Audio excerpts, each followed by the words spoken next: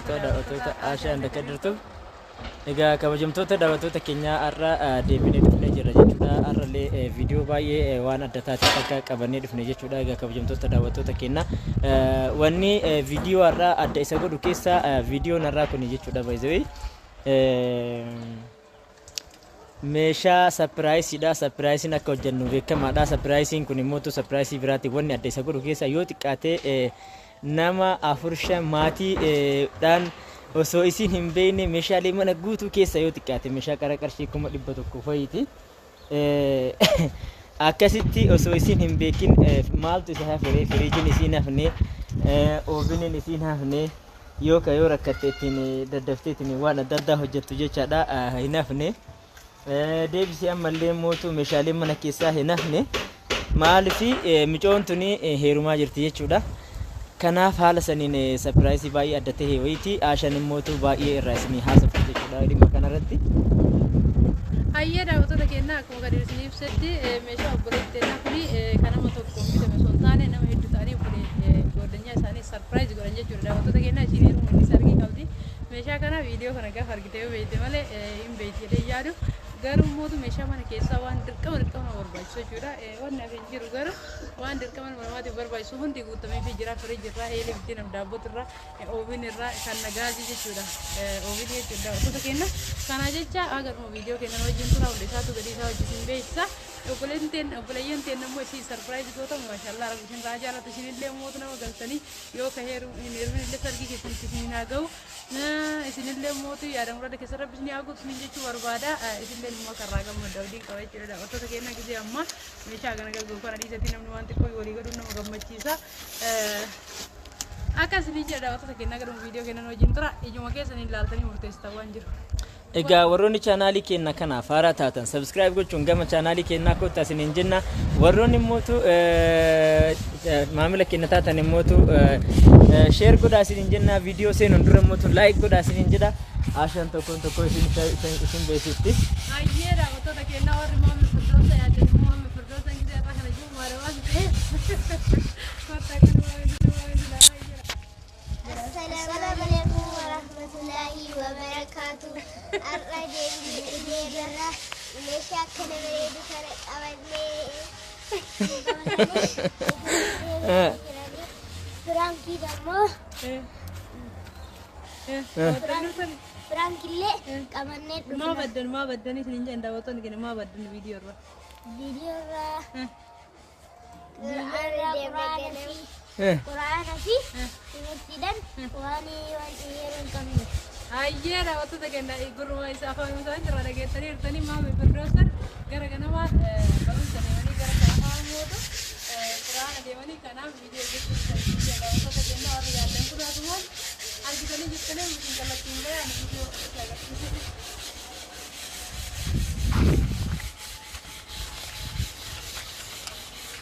Hayyee daawwattoota keenya obboleettiin keenya ta'anii maqaa ishee sirriitti qabadhee jechuudha. Meemunaa jedhamti.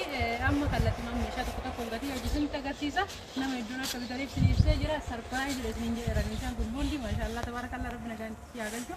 Tokkoffarra furuun itti jira. Isa kana jechuudha. Kan yaadu namni hunduu jettanii akkuma kan kana kunu gara kanaan mooraatiin gara kanaan gaazidhaan hojjetanii beektanii keessi isaa kun immoo mooraatiin hojjeta jechuudha. Kun asirratti daabboon waan barbaadde hojjetu beektan faayidaa isaa kun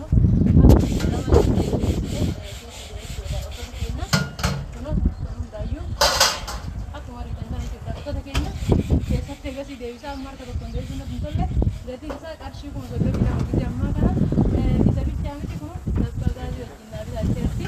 Kana fakkaata maammoo fa'aa bittee kan jenne biyya keenya keessatti kamanaa qabanillee fidanii badhaqa kan uummatiin akkama bitame jechuudha. Daawwattoota keenya isallee bitee fi jira qarshii kun lama gaazii keessa wajjin jechuudha. Daawwattoota keenya faayidaan ummatu tartiiba deema eelee buddeena daabboo jedha. Eelee buddeena daabboo kun akkuma argitan kana kan buddeena isin beektanii gubbaa irratti keessan immootu ka daabboo qaba. Akkuma kun dura isin agarsiisaa ture kun kana fakkaata. Kun abbaa kiiloo 5 kun immootu kiiloo 2 jechuudha. Daawwattoota keenya akkaataa buddeena daabboo gatiin isaa qarshii 18 dha. Wantoota keenyaa ka achi keessa dhufan illee asitti fayyadamuu dandeetti jechuudha. Isa kanas hin fayyadamu jette kanallee as keessa galchitee fayyadamuu dandeetti jechuudha. Wantoota keenyaa kana laata akkasuma lachittuun hojjetan jechuu barbaadeeti. Hayyee keessaan mootiyyuu malleja karabaa jedhama. Malleja karabaa kun si kana asii dhibba viidiyoo akkasii keessa yoo ta'u jechuudha. Baay'ee jirti. Hayyee keessaan immoo isii dhibba 8 distii saramikii turee kan jedhamu wantoota keenya distii saramikii akka oriijinaala taateedha. Kun akkuma argitan kana tokkorraa shaniitti qarraa guddaatti jechuudha. Akkuma argitan kana meediin Jarman jettee jechuudha. Wantoota keenya nifa makurra cabsee oolee rabbina baaseera. Silallee nima kafala malee liisu sarpiraayizii waan ta'eef gatiin isii qarshii 9,500 dha. Kabira albeeseetti jedha. Albeeseetti jechuun albee kana bakka tokkotti itti geessee wajjin jechuudha. Kun akkuma argitan kana albeen tuni ittiin kaabineetii qabaannaan akkatti irra gahuusaatti fayyadamuu dandeettani waan akkaan dadhabeessudha jechuudha. Wantoota keenya akkuma argitan kana waa hunda qabdi. Kunoo albee guddaa qabdi. Asille keedhaan qabdi. Asille akkasumas keedhaan sadarkaa hojii akkuma tartiiba deemtee jechuudha. Wantoota keenya gadi kanaatti achirra otoomuu maqaas qabdi. Saamusaa kan adda addaa ittiin jedhamuu danda'u. Kun immoo kaarotii fi waan barbaade kan ittiin saaquu dandeessudha jechuudha. Wantoota keenya kun as jira. Lafaa qadhaa jechuudha. Albeen kun hunduu dugula ittiin qarfammoo ta'u kunoo as jira jechuudha. Kun immoo rodaa kana fakkaatu hin jedha. Wantoota keenya faayidaa ijaarsa hin taane argamaafillee namatti tolchee jechuudha. Albeen duri gatiin sagalee gatiin isii qarshii 3,500 dha. Akkuma argitan kana baay'ee albee bareedduudha siin jedha. Wantoota keenya saanii shorba waa 8 qabdu jedha. Kunoo saanii shorbaa tuni tokko kanatti meeshaa fandishaa qabdi. Saanii qadaada isii xiqqoo tana cirfaa wajjin qabdi. Kun akkuma argitan kana kun cirfaa wajjin xiqqoo tana akkasitti meeshaa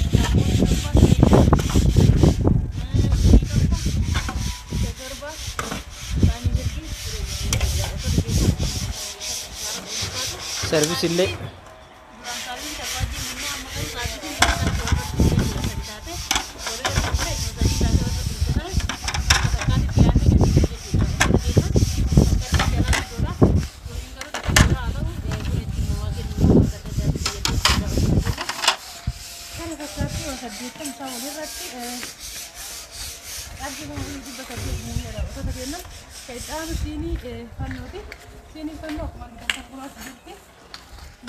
waan haarawaa miti isin jechuun hunduu jaalatee akka ta'eera meeshaa akkaan jaalatamu ta'uudha.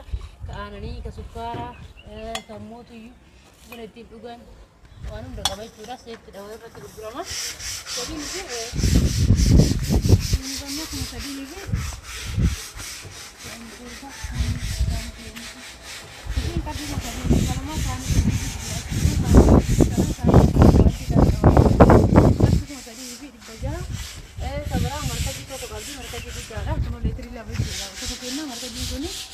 disti afura qabdi. Kunoo disti afura qabdi jedha. Keenyaa akkuma disti afura qabdi qabattu isaatiin beeka waan ta'eef fidachuu dandeessan.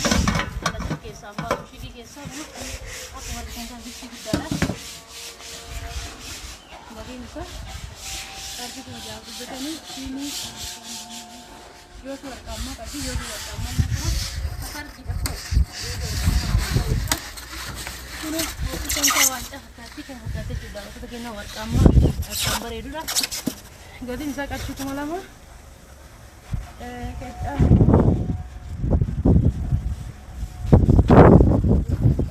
kita roto isa kopi kami roto biara tu roto tu kan ada kata kena ni kita roto ni rakabot apa garasi rakabot apa garasi ini susah.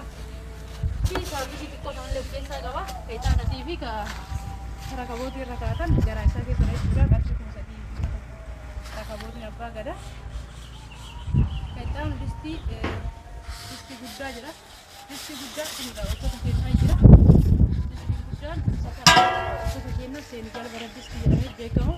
Akkuma argitan kana argama jechuudha. Wantoota keenyaa gatiin distii kana distii guddaa qarshii 5,000 bitamee cilfaa guddaa cilfaan kun akka kana jechuudha. Wantoota keenyaa akkuma argitan kana cilfaa akkaan guddaadha. Gatiin isaa qarshii 800. Qaxxaan immoo firiijii qabdi wantoota keenyaa. Firiijiin akkuma argitan kana أبدرا فريجي مقدرة لما كيف ساقبارا أكمل بالنسبة فريجي كنا يرو درات كده رأيته ده وتبقى هنا فريجي آخر mana keessa ta'u nan jennaan kana bitee jechuudha gosoota kennaa gatiin isaa qarshii diidamii shanii kana jechuudha. Kana fakkaata daawwattoota kennaa amma gara xumuraa deemaa irraa jiru viidiyoo kana nuti jira. Televezyiin abbaa inchi 32 qabdi kun televezyiin kun smaartiidha dabalisiidha daawwattoota kennaa televezyiin akka kwaaltii ta'edha daawwattoota kennaa meeshaa diishii asii qaba jechuudha. Meeshaa diishii waa hunda of keessaa qaba risiivara kan gubbaratti manarratti dhamuuni nyaata muuyini achi diinii jala galillee ni jira. Tawannan isaa diishii waa hunda isaa kan guuttatedha daawwattoota kennaa gatiin isaa meeshaa diishii fi televezyiin walirratti qarshii kun 8,500 isa kana Marati dabbaa gaazii seera viidiyoo kennaa garbaachi ilaaluu keessaniif guddaa galatooma haga viidiyoo biraan deemuun nagaa nu bira ammaan umuratti deebiirra gosoota kennaa meeshaa farniicharii meeshaa barbaadan elektirooniksii waan barbaadan ta'uu barbaadan haasaan kan irratti argachuu dandeessan hin jedha daawwattoota kennaa ammaan xumurree jirra. Assalaamu alaikum warahmatullaahi wabarakaatu.